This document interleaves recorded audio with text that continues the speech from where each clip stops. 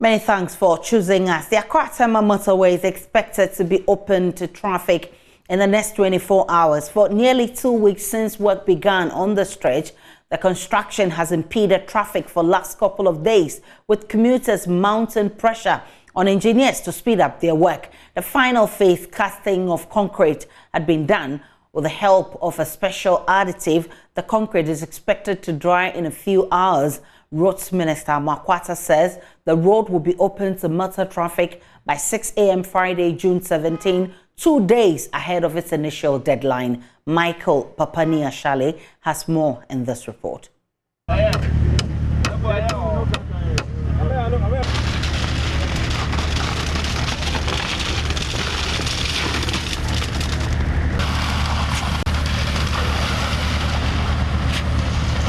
10 p.m. on the motorway, and workers are working round the clock to construct the damaged bridge. Earlier, engineers declared it not fit for purpose after it failed structural integrity test. But it has begun to show some failures because the lifespan of the bridge, everything have a lifespan. So the lifespan of this bridge is done. A section of the road was cordoned off to allow for repair works. Commuters had to endure longer hours of traffic. The traffic will be about from Temaran about up to here. Traffic in the road is very, very bad. We are suffering in this road because they are not doing the maintenance. I'm passing here every day. The potholes and the things is very bad. So we are begging the president so that they fix the road for we. We are suffering in this motorway. But now, the casting of the concrete is being done.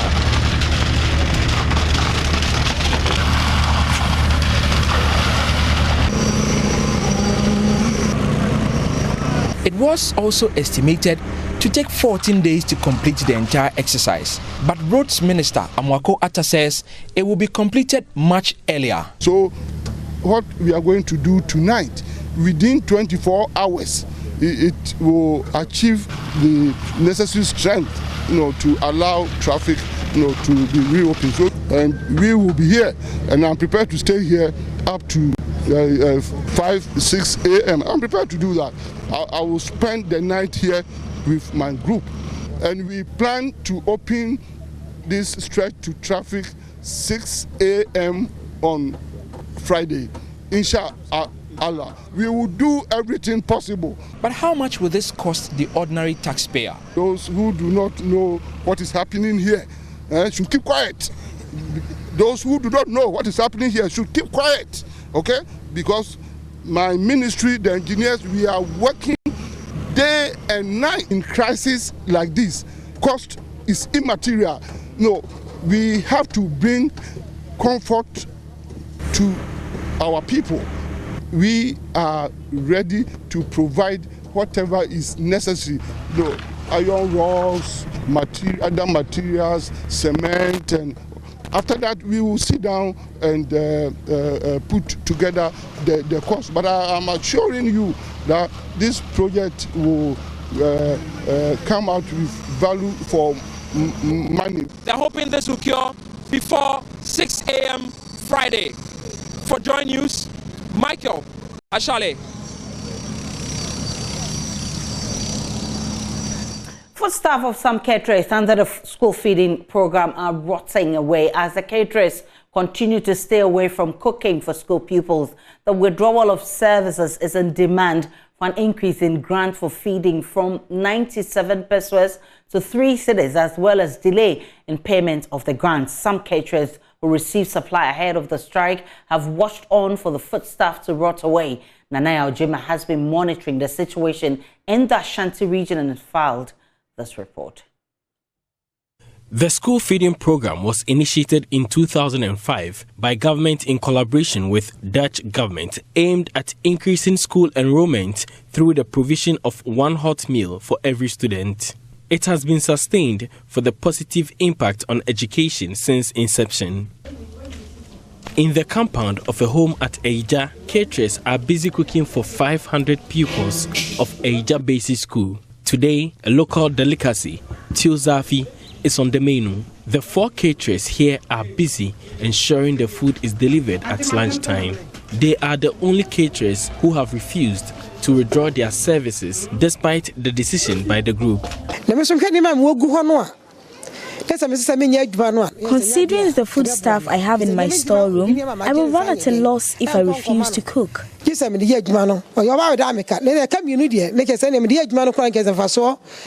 I cannot return them to the supplier too. It will be prudent for me to use them so that I add it to my claims.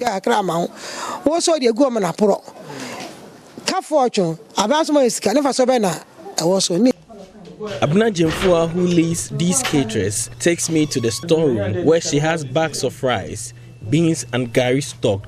Both vegetable and palm oil, as well as fish, among other perishable items, are part of the stock. She explains persistent rise in prices of foodstuff should be complemented by increase in the feeding grant. The foodstuffs are very expensive now. Oil sold at 180 cedis is now 500 cedis.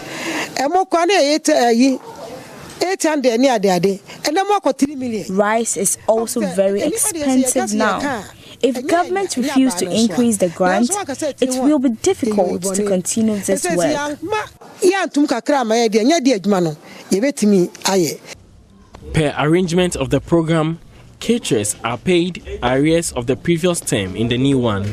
Presently, the caterers are owed 3 terms. Abna Efriye, who described herself as a staunch member of the New Patriotic Party, says some of her produce had to rot away in the protests.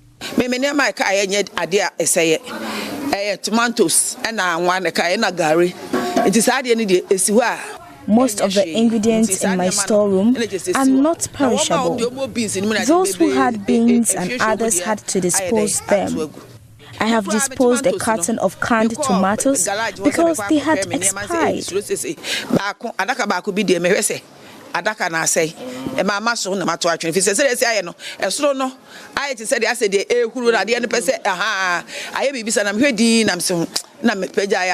In the heart of Kumasi sits the state experimental basic schools. Cooking pots and utensils of the caterers are dumped in the school's kitchen empty as the caterers here remain on strike. At Nobewem Presbyterian Basic School, pupils on lunch break are relying on the food sold on the premises of the school to satisfy their hunger. Others have to share their drinks with friends. The shed under which the caterers cook, just like that of State Experimental School, is empty. Mary Boadu, who is a caterer, says students sometimes visit her home to ask why there is no lunch for them. Some children came to my home to verify if the program has been cancelled. I told them we are negotiating for an increase because food items are expensive. Some parents have had to make up for the feeding demands of their children by increasing their pocket money.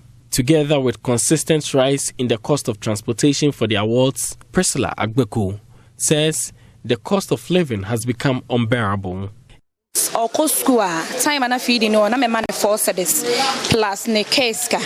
used to give my son 4 cedis for feeding and 6 cedis for transportation, but because he's not fed by government, I have to give him more. First break to second breaker on me. It is a school feeding now. It is unclear when government will reach an agreement with the caterers for them to resume cooking for the children. Until then, attendance may suffer as recorded in some schools. For Joy News, Nana Ojima, Kumasi.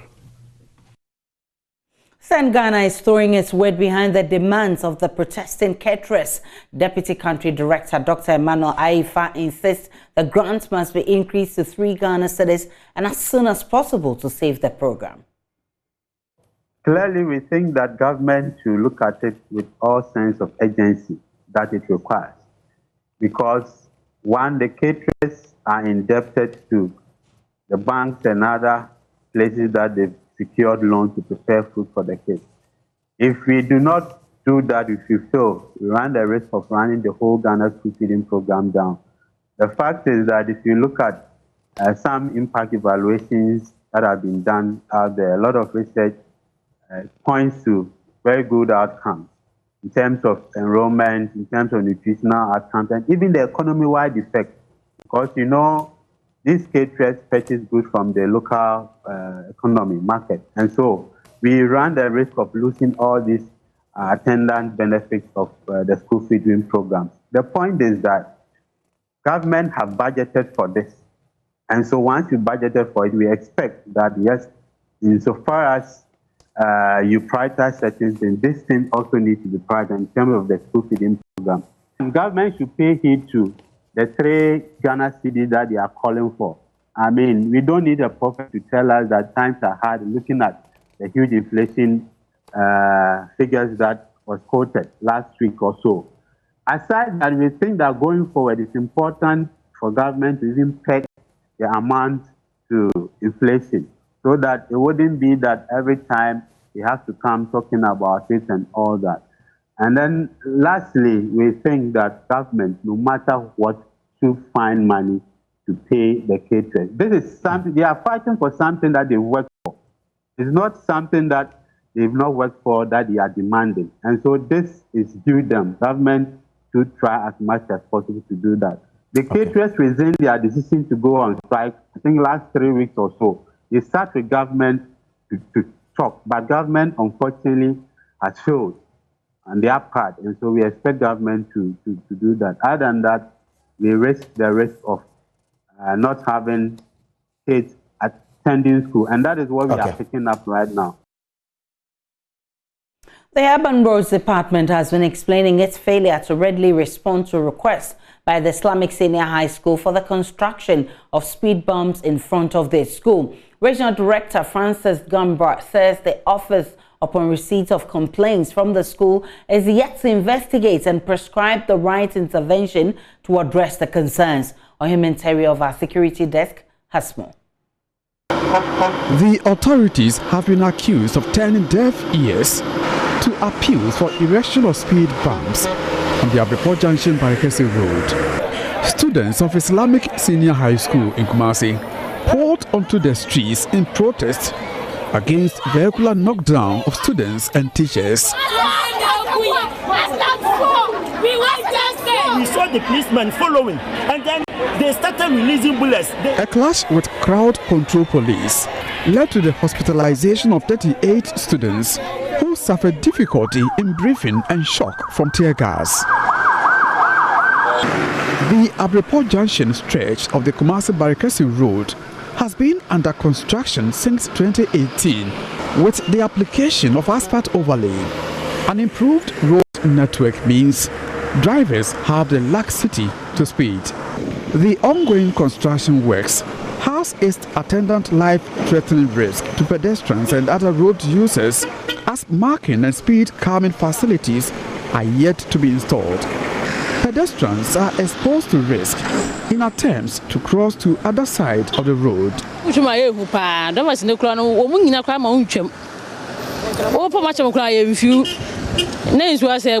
Zebra crossing. Pedestrian knockdowns are common among students at Kumasi Girls and Islamic Senior High Schools, as well as the Bushen markets.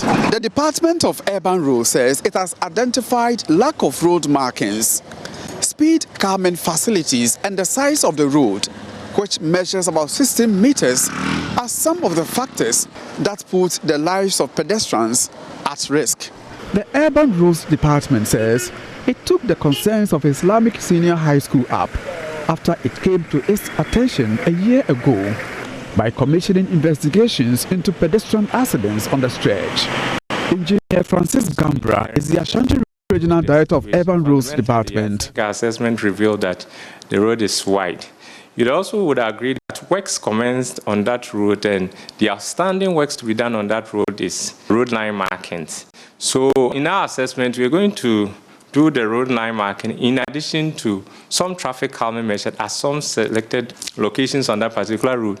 We have about 5 major areas that have been recording a number of accidents because of the improvement in the road conditions. The Islamic school is one, the Bushay market is one, Kumasi Girls is another problem area. As road networks in Ashanti region receive facelift, there have been calls for provision of speed bumps, especially in school zones. Among them are the Santasi roundabout Opokuwari School Road, the Fumesaja Chimkwanta stretch, and the Tanoso Yasantua Girls Ebuakwa Road. The Urban Roads Department says not all pedestrian accidents demand speed ramps. So what goes into the construction of speed ramps? Normally, we will receive requests that give us speed ramps. We will need to do an assessment because from road safety experts, it is not only speed calming measures that reduces incidences of accidents. You need to appreciate that on every road, there are places that are designated for pedestrians to cross. If you don't use those points, then the propensity that you're involved in a crash is high. And this will not be enough provision to say put on speed bumps or just calm the traffic. It is not automatic that once we record an accident, then the only solution available is implement speed calming or put in place speed ramps. The Inspector General of Police, George Akufu-Dampare, procured these fisherman's rope to be used as an interim measure to reduce pedestrian knockdowns. But the Urban Roads Department says work on construction of permanent speed ramps will begin early July. We have identified all these things and we expect to roll out a program to put some engineering measures to improve this in the early third quarter of this year. For now, students and teachers of Islamic Senior High School will have to contend with a temporary provision by the IGP. From Kumasi, for Joy News, Oiminteria reporting. Oiminteria joins us live from Kumasi to tell us more. So now that the Urban Roads has identified lack of road markings among others, when do they intend to address this challenge? Thank you, Aisha. According to the Regional Director of Urban Roads, Francis Gambra, he says even before the Monday incident, the department had planned tackling the issues here, but they were doing the work according to what he says rank. There are other areas the Urban Roads have ranked to be recording higher figures in pedestrian accidents, and that is the Asokore-Mampong municipality. So they have started work in that particular area. From there, they will move to Kumasi Metro proper, and in Kumasi Metro, we are talking about the Barekese-Abreport Junction Road, which he says they have identified some hot spots as far as pedestrian accidents are concerned. Among them is the Islamic Senior High School spot, the Bushen Market, Kumasi Girls Senior High School spot, and two other areas they have identified. So he says early July, the Urban Roads Department will move in once they have gone through the process of investigating the issue and identify the problem. Now they've gone through a tender and procurement. All that they are waiting for is the release of funds. Once they have funding and the funding is arrived, then they will move to site and then work on this. The Kumasi Girls issue is something that the MP for Bantama, Francis Asenso-Boakye, also touched on, calling on authorities to also address the same issue. Probably he is not aware that Urban Roads Department have taken into consideration all these areas apart from Kumasi Girls. They also mentioned the Kumasi Ebuakwa Yasantua Girls area, where he says is also an accident-prone area, as well as Opokuwari Santase Matters of Uganda Road. So these are areas the Urban Roads Departments want to deal with as far as pedestrian accidents are concerned. Let me also say that the MP for Bantama, Francis Asenso-Boakye, has raised issues with information that he has picked. He says he's been briefed and there's indication that some management members and teaching staff may have influenced the students to embark on the action they took by pouring onto the streets, blocking the road to traffic. And he says he wants GES to intervene and investigate these allegations and ensure all teachers who are found culpable to have been involved and incited the students' body to embark on this illegal action are brought to book. Aisha. Ohimete is a man in Kumasi. I can see that you are in the school. What exactly is happening there after the disturbances? Yes, this morning the MP for Bantama, as I said earlier, Francis Asesumbuache, came over to visit the school. Don't forget that the Ampame community, where the Islamic Senior High School is located, is within Bantama constituency.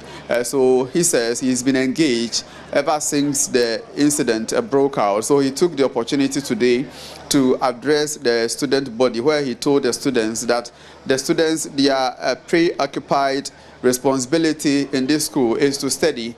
And he says under no circumstance should they take the issues and then decide to address their grievances themselves. He appealed to them that if they have any grievances, they have to channel them through their teachers and the school authorities so they get the needed resolution, the needed solution to all these their grievances. Then he also commended the school authorities for the way they have handled the issue. But I can also say that the Ghana Education Service, in conjunction with the Ministry of Education in that regard, have set up an investigative committee led by the former Regional Education Director, Mr. Safo Kantanka, to investigate into the circumstances that led to the disturbances on Monday.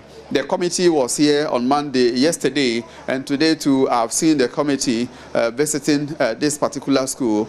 Beyond this, the police PIPs, the Director General, is also leading a team of police investigators to also pick information, especially on the police conduct, as promised by the Inspector General of Police, George Akufu Dampare. So I'll say that a lot is happening. The clinical psychologists are also here, and they've been engaging the students classes after classes. The student population is about 5,800, and we are told because of the huge numbers of students, the clinical psychologists detailed by the Inspector General of Police and the Ministry of Education are meeting the students in batches of 5 classes each. So you can imagine the population of the school and how much attention and how much time the clinical psychologists will have to spend with the students here. But all the 38 students who were admitted at the hospital have all been discharged, and they are back in school and they have joined their other colleagues.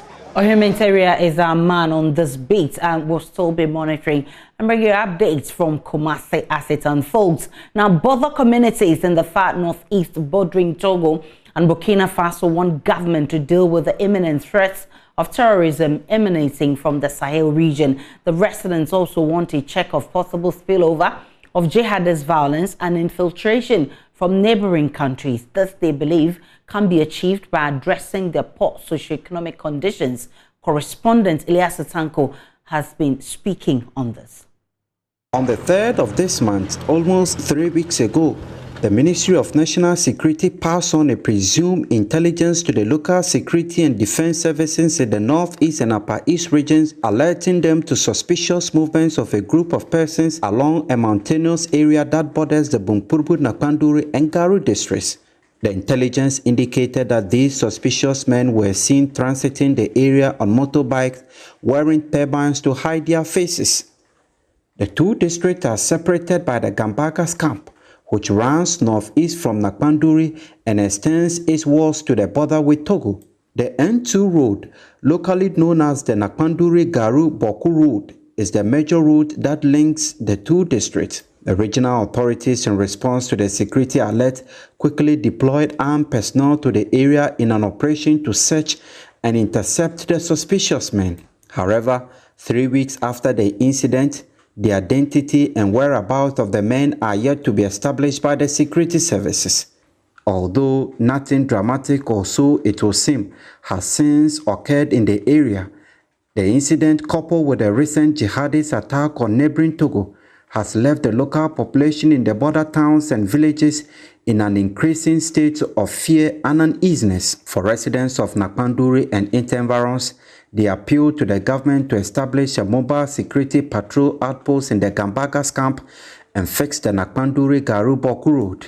Over the years, criminal gangs have already taken advantage of the weak presence of the state security forces and the poor condition of this road to increase the number of robberies, smuggling, and other illegal activities favored by poorest borders. We are afraid because the road is not good. So if I have to pass it will be difficult. You saw me. I've seen the Sova Dam suffering. So it's difficult. So we are just praying. So this will make the road nice for us.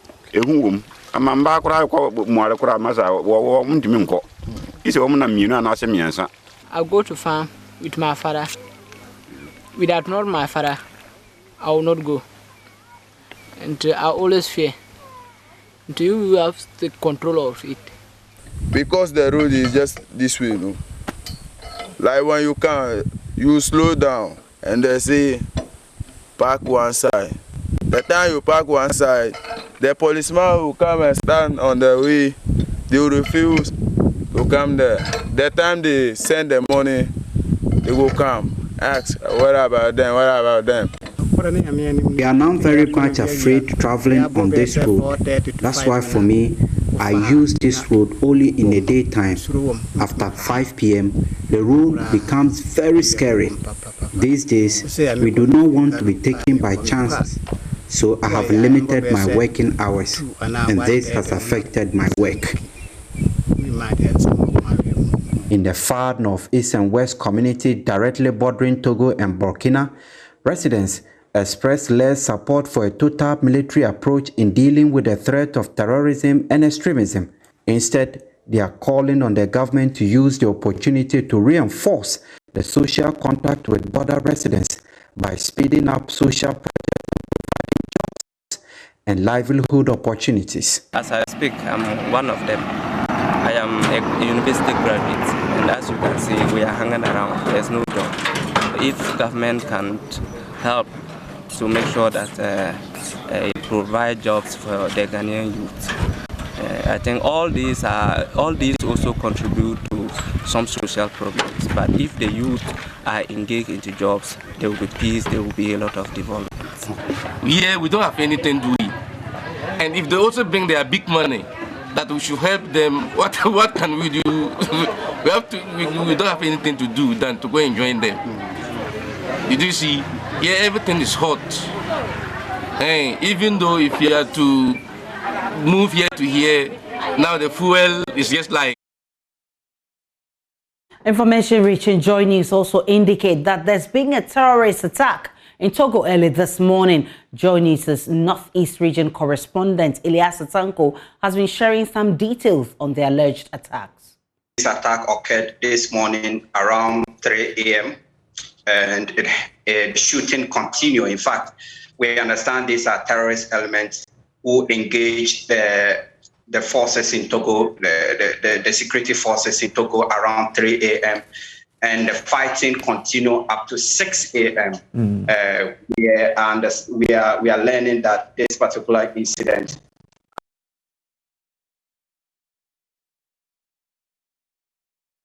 as well, just very closer to our territory in Ghana here. What we are learning is that there have not been any casualties.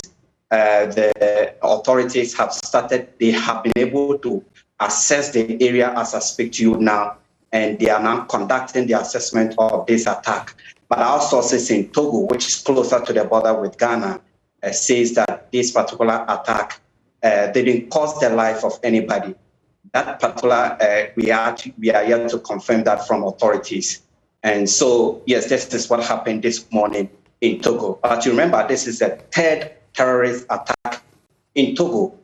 Just last month, on the 11th, there was a terrorist attack at a community called Panja, which is also closer to the border with Burkina Faso. This particular attack led to the killing of 8 Togolese soldiers and the wounding of several others. We understand 15 of the attackers were killed. And in November last year, there was also attack. That particular attack was non-fatal, Nobody died in that particular attack. And this morning, we are learning of another attack, which we are yet to get the full details for now.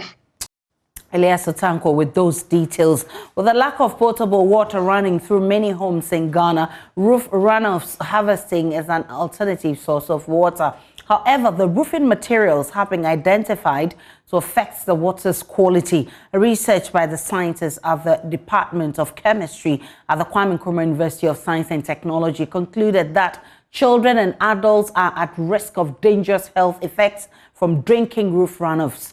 The research published in the journal Science of the Total Environment sought to find certain substances and how they can impact consumers' health. Love FM's Kwesi Dabra speaks with lead scientist Professor Seyakoto of the Department of Chemistry at the KNUST.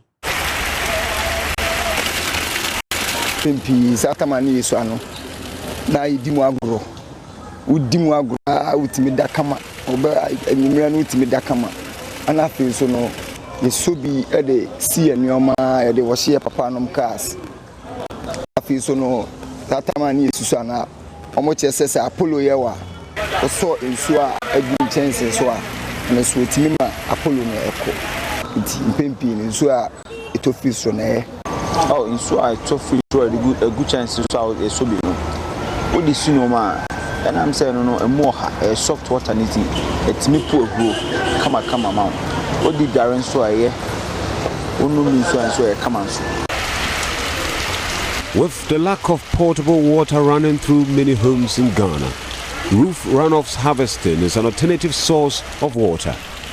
However, the roofing materials have been identified to affect the water's quality. The research published in the journal Science of the Total Environment sought to find certain substances and how they can impact consumers' health. Professor Seyakoto is the lead scientist. Since the environment is polluted and water runs through the environment, that is the atmosphere, before it gets to us or before we can harvest it. My interest was to find out whether these atmospheric particles have impact on the water quality as it rains. And I also observed that one of the materials that is used for rainwater harvest is actually runoffs from roofs. So I also decided that since these roofing materials are made up of certain elements. We're still live on Joy News today. Let's take a break. When we return, we'll bring you the very latest coming from the world of business.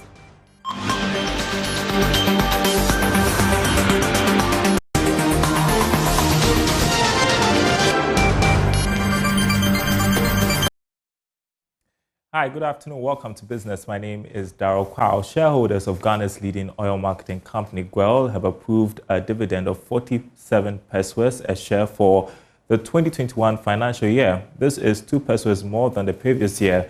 GWEL's financial performance for last year showed strong recovery despite the impact of COVID-19, registering a profit of 98.74 million cedis. There's more in this report. The board chairman, Reginald Daniel Lai, stated that amid Ghana's subdued economic growth and geopolitical uncertainties that spiked the cost of Brent crude, GWEL's financial performance showed recovery, registering a profit after tax of 98.74 million cedis, up by 9% compared to the year 2020. Turning now to the year ahead, the board has a very positive view. We are confident that the bold initiatives we have outlined, especially our LPG and our bitumen plants, alongside our determination to find a suitable partner to replace ExxonMobil in our upstream endeavor, are game changers that will definitely propel GWEL to the next level. Meanwhile, managers of Ghana's premier oil marketing company have raised concerns about the rising cases of armed robbery across GWEL's fuel outlets. Even as rising fuel prices continue to make fuel stations attractive to robbers, managers assured shareholders that efforts are being made to secure armed property using a mixture of old-fashioned vigilance. Alex Andrew is a chief operations officer with GWEL. And the company is very mindful of the presence of cash at our service stations. So we are doing having every effort to minimize the use of cash at our service stations. What the IT department have done, as you're all aware, is to enhance our Advantage card, the Go card, which is an electronic card that enables people to use at our service stations instead of cash. So they're able to load onto the Go card and then use the Go card at all our service stations. We have also advanced the use of Momo at our service stations as well. We are rolling them out. We have over 424 service stations scattered all over the country. As we speak, we are almost about halfway through. So when you go to these over 240, I believe, service stations, you can use Momo at the stations. And then also at the same time, it allows you to use your ATM cards, the Visa cards at our service stations. The biggest contribution to GOIL's sales and revenue came from two main products, diesel and super. The RON 95 variety remains the market leader. The mix of other products, including lubricants and specialized sales for specific industries like the mines and bunkering, achieved mixed results, with their contribution to the bottom line, however, positive. The Ghana Hubs Network, a non-governmental organization, is due to hold its maiden Hackathon 2022 competition for innovators and entrepreneurs in Ghana. The purpose of the project is to build an inclusive database system application for the Ghanaian entrepreneurship and innovation ecosystem. The network has been engaging entrepreneurs in the northern region, from where Martina Bugri sent us this report. The northern sector brought together entrepreneurs from the northeast, upper east, and northern regions. The aim of the project is to lead the development of a cohesive and strengthened technology and business ecosystem in Ghana.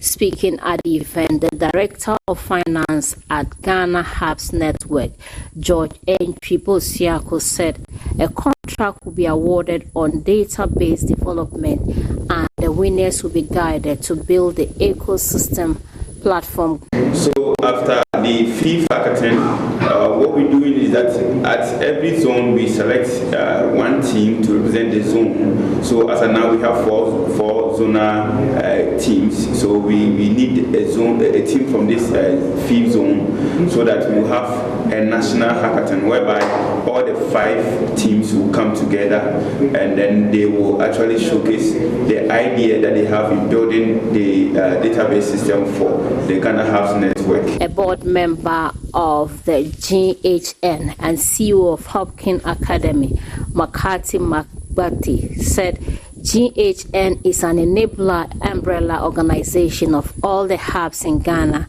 that works with government to help develop businesses. We are Hopkins Academy is a member hub to the Ghana Hubs Network, which has over 53 to 60 hubs in all the 16 regions of Ghana. The Ghana Hubs Network is an enabler umbrella organization network that works with all these hubs and also work with government in terms of discussing policy that has to govern entrepreneurship and startup activities, policies on infrastructure and all that for startups and entrepreneurial and enterprise activities. Masahudu Sadatu and Aminatu Abdullahi said the forum will help project their businesses. It's been a very good exposure. We came here yesterday to meet like-minded, and it's very surprising to see females like us engage in the tech program. I really hope my team wins this program. More at the top of the hour when we bring you the marketplace. Up next, sports. Let's do sports now. I am Muftau Nabila Abdullahi, former Chief Executive Officer of Kumasi Asante Kotoko. Herbert Mensah claims the club is in the right direction and that its focus should go beyond immediate results on the field. According to him, the management, led by Nanayan Amponsa, have the right energy to return the Porcupines to its glory days. From last season to this season, there's been a clear out, a movement of players, a movement of coaches, a movement of all sorts of things.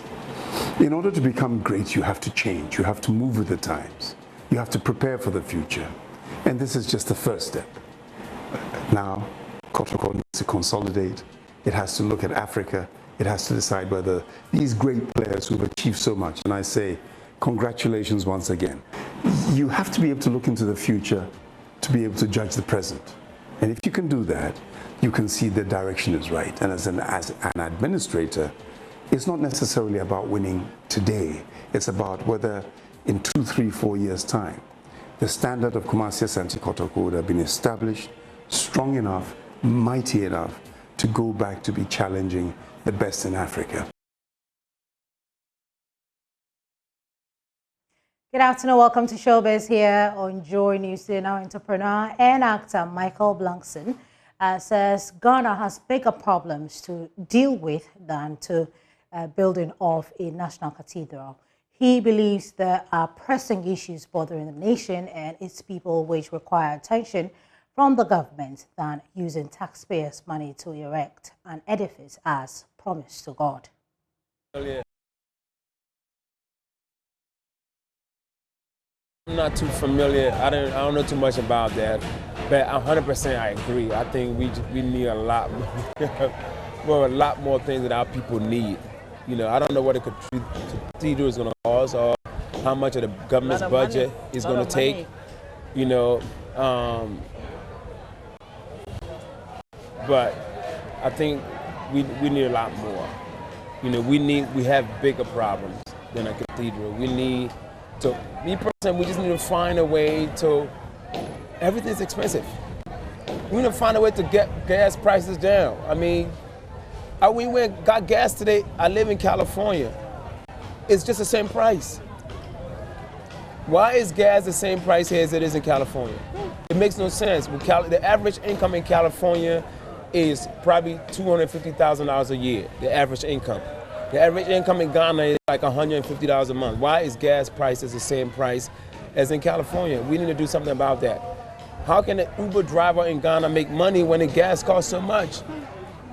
We have bigger problems than a cathedral. Away from Michael, actor and producer Fifi Coleman has criticized the government over the initiative to build new theatre centres without making efforts to fix the dilapidated ones. In the actor's view, it's a misplaced priority for the authorities to shift their focus to building new sites when the 30-year-old National Theatre is still in a bad state. My last play, I bought, how do you call that thing, mosquito repellent, like sprays, myself to spray the entire building before the guests go come in because it was just unbearable, out of my pocket. I see. It is so pathetic that the National Theatre has me actually providing my own talk back. The talk back is one of the least things you can even expect at the National Theatre. So when you're calling for services like in the middle of the play, lower the curtain or open the curtain, I need to dial someone's number to tell them. Now imagine I don't have credit or the service is off, and then we are waiting. Audience is waiting for it to go up, and I can't reach the person because there are not even talk backs. You rent your own lights at the National Theatre to do a production. Your own sound. It cost me almost 7,000 Ghana cedis to get sound in the National Theatre to do my play the last time we did it. That is the theatre that we have. So when we say we want to build new theatres, now I'm back to like, wait, let's fix what we have. Let's actually fix the National Theatre. Then we can have the impetus to say we are going other places to go and build other ones.